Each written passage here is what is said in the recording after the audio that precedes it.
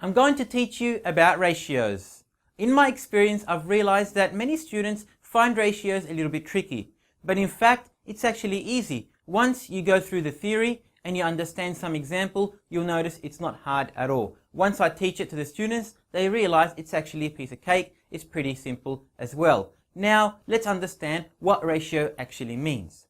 A ratio is a comparison of two or more quantities, two or more numbers. In real life, there are many examples of where ratios are used. In painting, in cooking, and even in building. And there are many other situations where ratios are actually used. For example, when painting and mixing colors to make the color green, we must mix the color yellow and the color blue to make a green. However, what if we want to make a light green, or we want to make a dark green? What do we do? This is where ratios is used. If we mix 2 parts blue and 5 parts yellow, so for example, 2 containers of blue paint and 5 containers of yellow paint, we will get a green that is light in color. But if we mix 5 parts blue and 2 parts yellow, we will get a green dark in color. So ratios, if we mix more of blue or more of yellow, will change the shade of the color green that we want. That's where ratios is used. Likewise, when building, builders and concreters, when they want to mix concrete, to make it strong, they have to make sure that the ratio, the comparison between sand, gravel, water, and cement is mixed together, that the correct ratio is made. If not, the concrete won't be strong enough, it will crack, and it won't be able to hold the building up. So it's very important to realize that mixing ratios in the correct manner is very important. Same thing when cooking.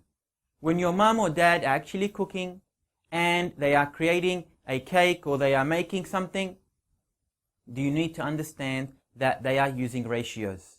They are using ratios when they put the ingredients, when they put the flour or the water or any kind of ingredient they are putting in the meal they're making. It's very important that they get the right mix, or else the taste may be bitter or even sour or maybe too sweet. It's important to get the mix right. That mix is called the ratio. Now we're going to look at some examples to see how ratios are used and how we can find the right ratio when we are working with some of these examples. Example 1. John is painting a wall in his room a color called palm green. To make the color palm green, he needs to mix yellow and blue in the ratio 4:7.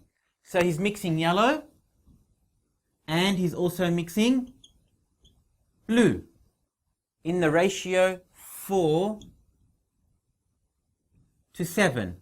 Now here we notice we use the ratio sign, which is the column that you already know and you've seen in English. We use it to say 4 parts yellow to 7 parts blue, meaning 4 containers of yellow mixed with 7 containers of blue, or 4 buckets of yellow and 7 buckets of blue. So the question says, how many parts yellow? Well, yellow is 4.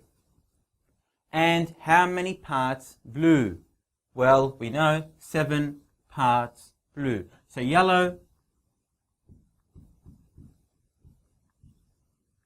is 4 and blue is 7. We have 4 parts yellow and 7 parts blue.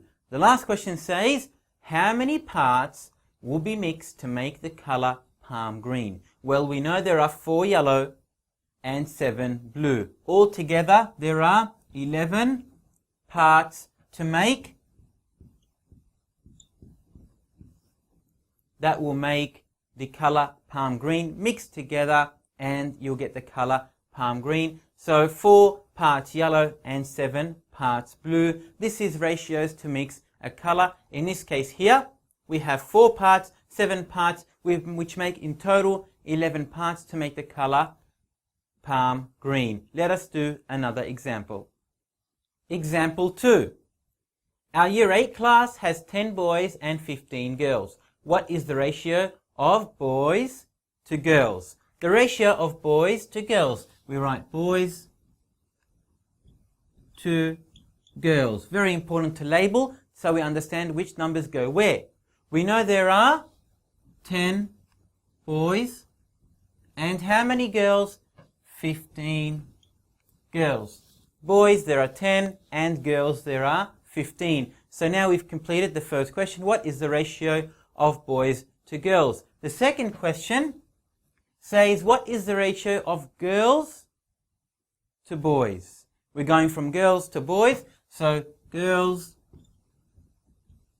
to boys. We know there are 15 girls and 10 boys. Very important for you to make sure the order is correct. Here we had boys to girls. Here we asked for girls to boys. 15 girls to 10 boys in our class.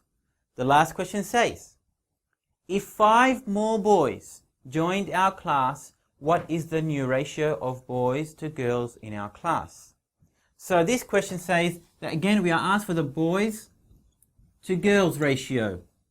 But we are told that 5 more boys joined the class. So we had 10 boys at the start. We have now 5 extra boys. So now we have 15 boys. And girls, we already know that there are 15 girls.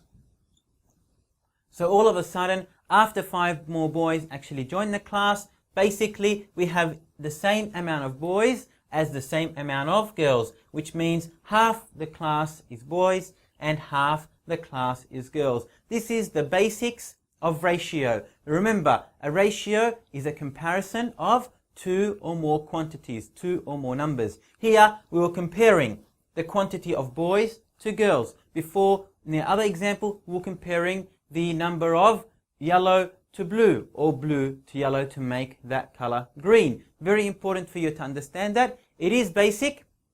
Always remember, ratio is a comparison between 2 numbers or 2 or more numbers.